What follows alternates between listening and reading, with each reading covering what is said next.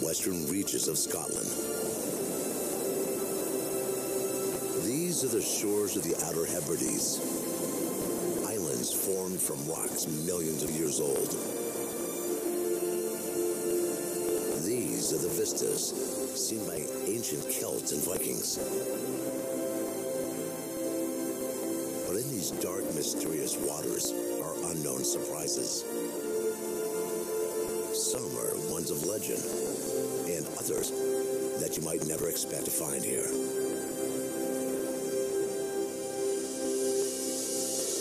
Angus Campbell, a ferry boatman who has made an unexpected discovery. We first started seeing them in 2012. We saw it looked like tuna. We weren't quite sure what they were. Now, Angus, he runs a ferry line out to the Isle of St. Kilda, about 50 miles offshore. Lo and behold, Angus spotted tuna. Quite hard to identify them. As you know, they're traveling really fast, and the only way we could look at them was just invest in some gear and try and see if they were there. He Googled tuna fish a little bit, ended up making a phone call to my good friend Johnny White, who owns Fisherman's Outfitter in Gloucester. Johnny ended up sending him a bunch of tuna gear. Angus went out, put some hooks in the water. What do you know? Caught Scotland's first rod and reel tuna fish. It was quite exciting for us. You know, it's the biggest kind of fish we've ever caught and are likely to catch here in Scotland.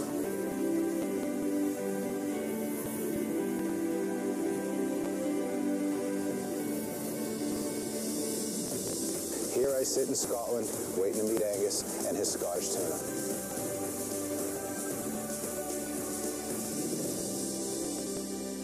The Hebrides, the Wild West of the British Isles.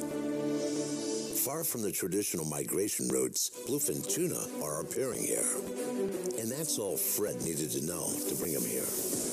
Fred's fanatical love of the blue steel titans has carried him throughout their entire range, from off the New England coast up to the waters of Prince Edward Island, where 1,000-pound granders swim, waiting to shatter records. In his quest for giant bluefins, Fred is forever seeking new fishing grounds. And now, he may have found one. Hey, Angus. Hello there, Fred. How are you today? Good, good. Excellent. What's up with this weather? This is Scotland. Yeah, it is, yeah.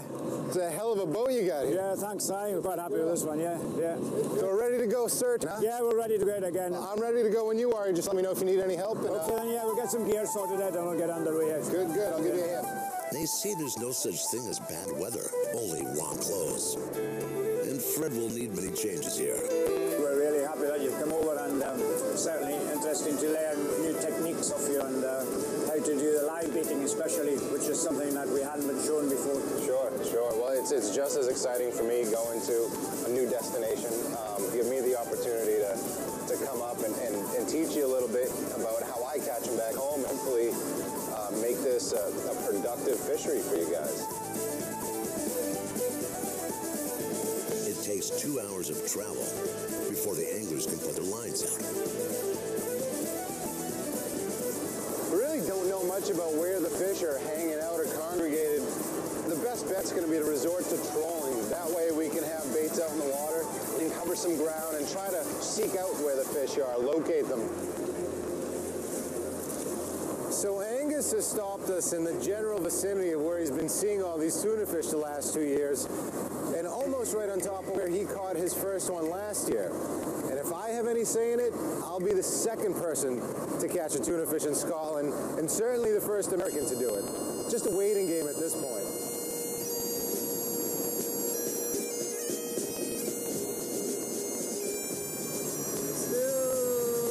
Quite sure, not convinced that there's tuna fish around here, but time will tell.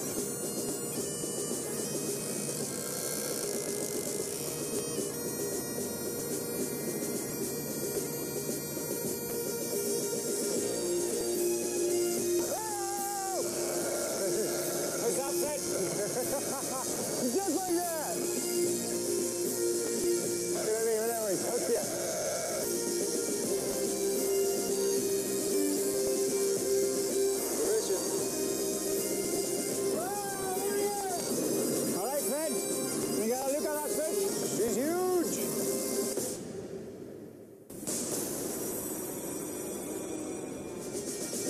something is happening to the bluefin tuna, and Fred Levaitman has come to Scotland to find out what. Not convinced that there's tuna fish around here, but...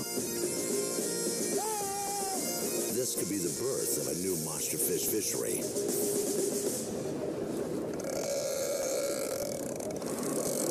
Hey, would you be able to grab me a left glove?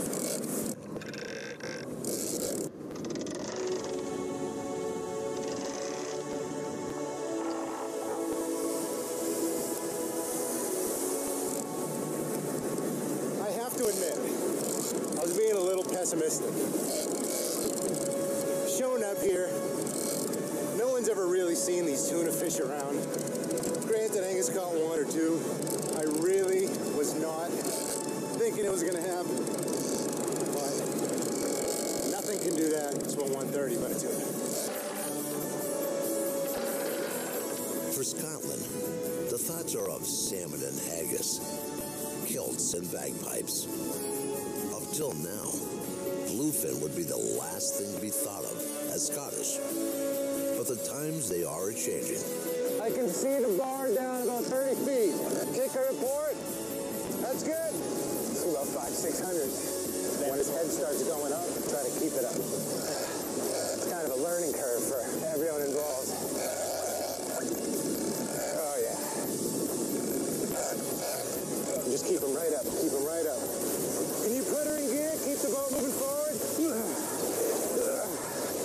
Keep the boat moving forward, please. Try not to let that line touch the boat. She's off. She's off. Well, broke the 400. That's where it touched the boat. Point proven. It's bluefin tuna in this water.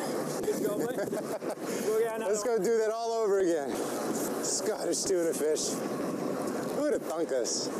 The sea, though, has lots of its own. This is a ship's graveyard with treacherous hidden hazards. It takes no time for swells to mount to 10 or 15 feet, giving little chance to pull the gear in and add in. It's any port in a storm, which is a cove that has provided shelter since the days of prehistory. You're literally seeing the remnants of thousands of years old civilization.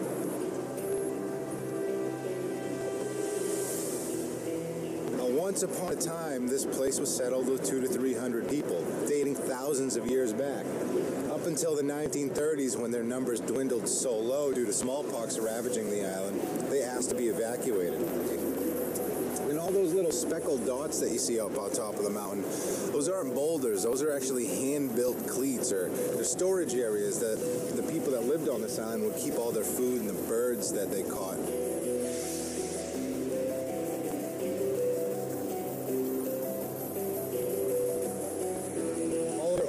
Houses and structures still stand today. It's become a historic landmark of Scotland. Pretty wild that it's still here. Wild sheep and seabirds are all that remain, with the islanders all gone.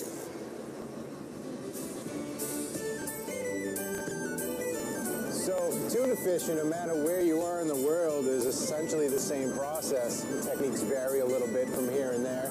But since we're in an area, new area, and Angus hasn't really quite developed the techniques that the tuna fish around here may or may not favor, I'm just going to do things the way that I do them back home. And I've already got one bait out at about 100 feet. I'm going to set this one, say about 60.